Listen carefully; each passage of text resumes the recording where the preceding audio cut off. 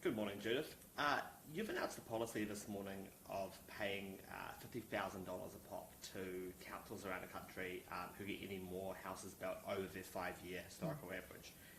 How much do you hope would actually be spent on a policy like that? Well, we're hoping that over 4 years that basically the $3.8 billion fund that the government has said it's got for infrastructure for housing, that would be the good way to spend that, because they haven't actually announced how they'd spend it, where, and we'd get that done over 4 years basically. So that would be 75,000 dwellings we believe could be built in that time, extra to what there is now, and or is normally being built. That would be an enormous help to housing, but an enormous help to councils.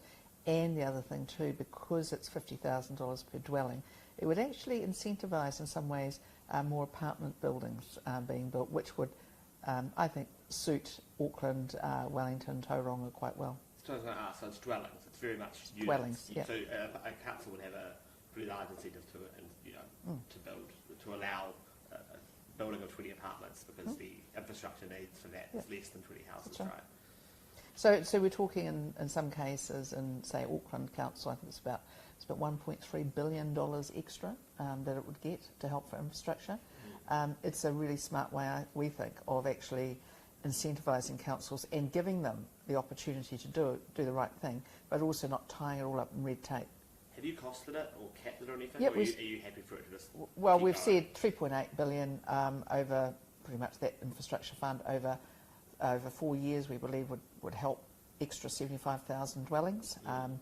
But hey, if they want to do more, it's $50,000 a pop.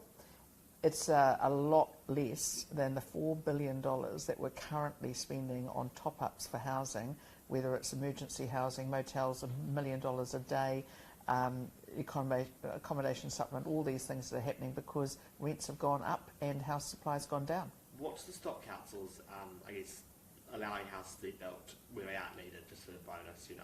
I know the housing prices across the country, but regions where there really isn't much housing demand, getting a developer and as a friend to just build lots of houses that aren't needed. Yeah, developers actually have to sell the houses. If they can't sell the houses, they're not going to build the houses, and they'll go broke. So they won't do that, because developers need to be able to show their financiers that they can sell those houses. So, look, just it's about dealing with the issue that councils have. There's plenty of land in New Zealand. There's plenty of land that's currently built on that could be better built on. Councils just need the money and the will and the way to do it. And one of the ways is to free up the RMA restrictions on them, force them to actually zone land for the next 30 years for housing, rather than just think about it, and to get it done. And they've got a 4-year window to get that done and get that money. That's the also part of it is to have a restriction on the time. Would it cover Kaingaora built housing?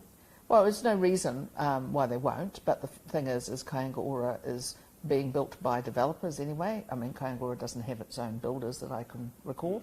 The point is about housing, and we have got no problem with Kaingaora being able to build houses. We think that's good.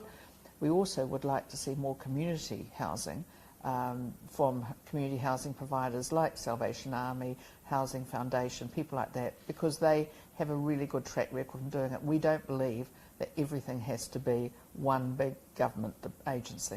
Now, you've also got this emergency legislation on housing, which would essentially kind of abridge the RMA for a period to get housing back up stock. What would you say to someone who owns a house in one of those leafy suburbs of Auckland, or maybe near you and your electorate, and is facing out a prospect of possibly someone building an apartment that blocks their son right beside them? Is that the price of owning a house once things change, or do they have some kind of legal recourse? We all need to do our bit on this.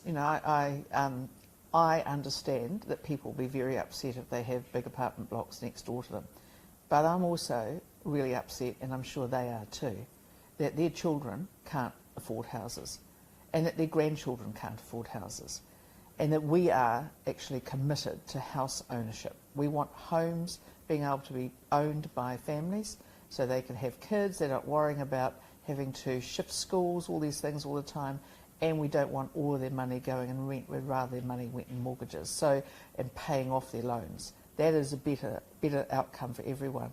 So I think actually most people will do the right thing and want to encourage people to have homes. We're talking about places that need renewal as well. You know, there's plenty of suburbs that need renewal. But I also think we've just got to be realistic about this. Not everyone wants the quarter-acre block anymore. We do need to have apartments built. We do need to have homes being built that people want to buy and live in.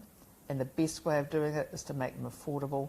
The way of doing that is to free up the land use and to incentivise the councils to do the right thing. Nicola Wallace was talking about kind of a toxic mix of land use restrictions.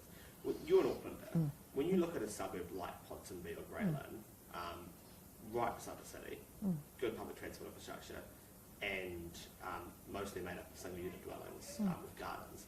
Is that something? Is that a public policy failure, or is that a nice suburb people get to enjoy? It's a very nice suburb. I mean, I first moved to Auckland 40 years ago in Westmere, and Ponsonby was not particularly pleasant at that time. It was not, and Greyland was not. These places have become, what the term is used as gentrified.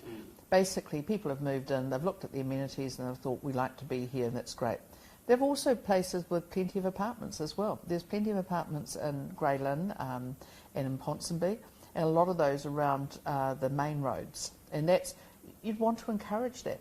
But ultimately, councils have to be able to, they know their areas better, but they do need to make it clear what they want to happen, and not just that, but to zone the land. So it's no good saying, oh, in 10 years' time or 15 years or 20 years' time, we might zone this area this way. Well, just get on with it and let people know so they can get on with their lives. What's the metric of success with this kind of housing policy? Is it just more houses, or is it rents saying you know, basically matching CPI inflation rather than going up more than that, or house prices not going up or staying stable or going down? I think the measure of success is rents being stable, probably even dropping down as more supply comes on the market, but actually also house prices being stable and not being the thing that people count.